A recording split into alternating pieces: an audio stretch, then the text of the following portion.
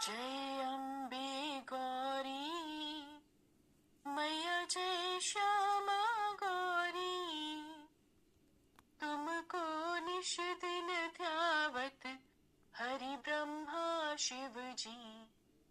ओम जय अम्बे गौरी। अरे भोला रुक बेटा, ले ये माता रानी का प्रसाद खा के जा। ले हाथ आगे कर। ओहो माँ, पहले ही देर हो रही है, लाओ जल्दी। जल्दी का काम शैतान का होता है बेटा, आराम से जा। आराम से तो बस आप ही रह सकती हो माँ जी, ये आराम से बैठ गए तो घर कैसे चलेगा। जाओ जी, जल्दी जाओ आप। माँ जी के पास तो कोई काम है नहीं, सारा दिन माता रानी के सामने घंटी बजाने के सिवाय। भोला अपने खेत के लिए निकल जाता है। ना तो उसने मीना को उसके व्यवहार के लिए टोका और ना ही मंगला उसे कुछ कह सकी।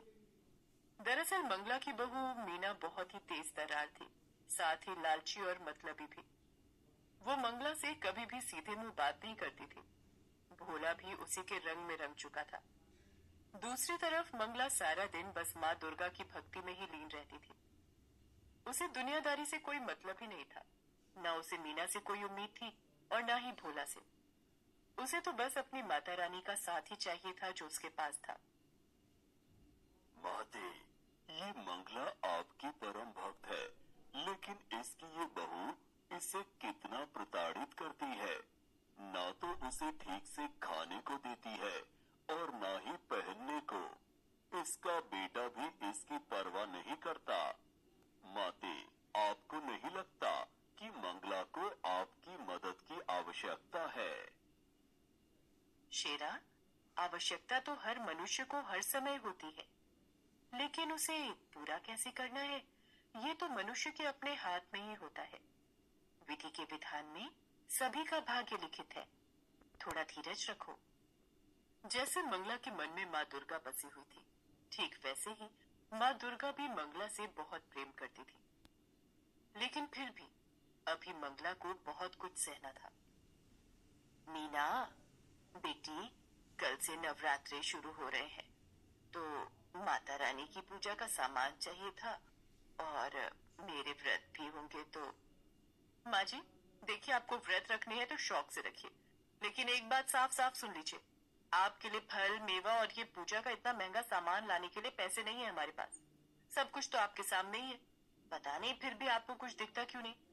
ले देखिए, एक खेती तो है हमारे पास, बड़ी मुश्किल से इस बार चने की फसल कुछ ठीक ठाक हुई है, वो भी अभी पूरी तरह से तैयार नहीं है।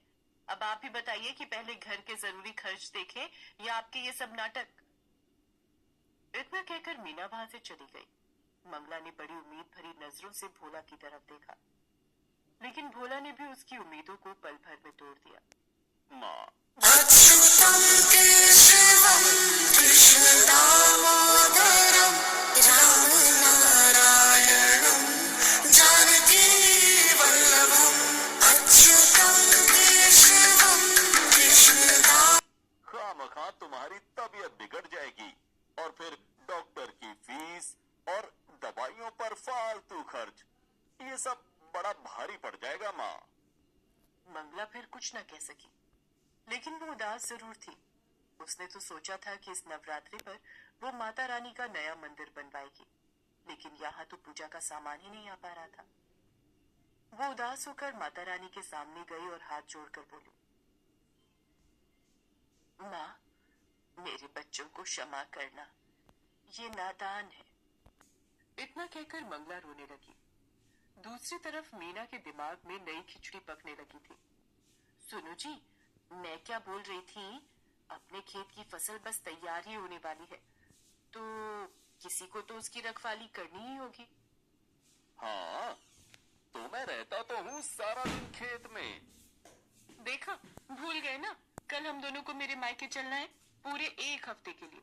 मेरे इकलौते भाई की शादी है, तो जब आप यहाँ नहीं रहेंगे तो खेत का ख्याल कौन रखेगा? हाँ, ये तो मुश्किल हो गई। ऐसा करते हैं, तुम अकेली चली जाओ शादी में, मैं रुक जाता हूँ यहीं। अरे ना ना, आप नहीं चलोगे तो अच्छा लगेगा क्या? और वैसे भी मैंने शादी के लिए सारी तैयारियां कर ली है। आपके लिए और अपने लिए नए कपड़े भी खरीद लिए हैं, ये देखिए, शादी की हर रस्म के लिए अलग अलग कपड़े खरीदे हैं मैंने, तो शादी में तो जाना ही है हम दोनों को। तो फिर खेत को कौन देखेगा? माँ जी है ना, वो रखवाली कर लेंगी खेत की। माँ? लेकिन वो कैसे? वो सारा दिन खेत पर करेंगी क्या? वही जो यहाँ घर पर करती हैं।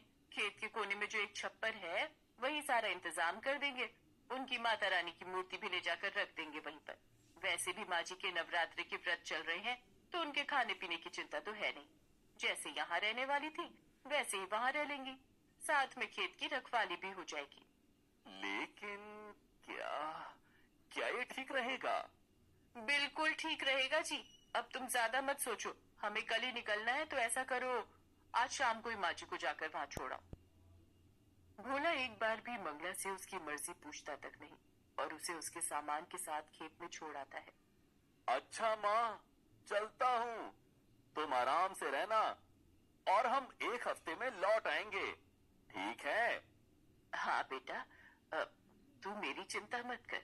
जा, आराम से जाना और बहू का भी ख्याल रखना।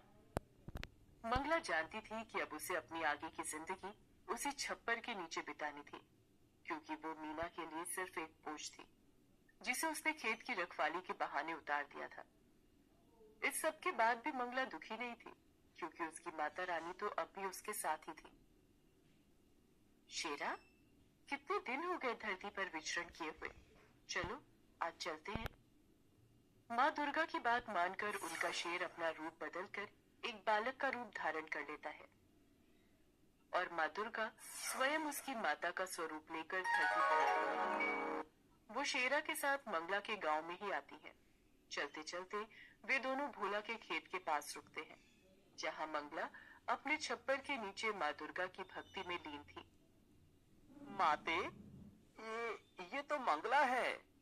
इतनी तेज धूप में ये यहाँ क्या कर रही है? हाँ शेरा, ये मंगला ही है। इसे इसके बेटे बहू ने यहाँ बेसहारा छोड़ दिया है। ओह, ये तो बिल्कुल अच्छा नहीं किया उन्होंने। माते, अब तो आपको इसकी मदद करनी ही चाहिए।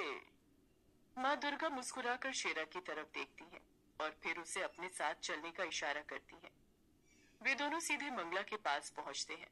फिर माँ दुर्गा मंगला से कहती है, माता जी प्रणाम, मेरा नाम दुर्गा है और ये मेरा बेटा है। इसे बहुत भूख लगी है।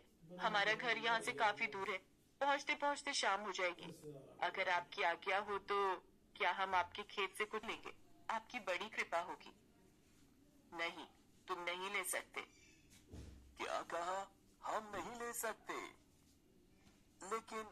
लेकिन मुझे बहुत भूख लगी है, बस थोड़े से दे दीजिए ना।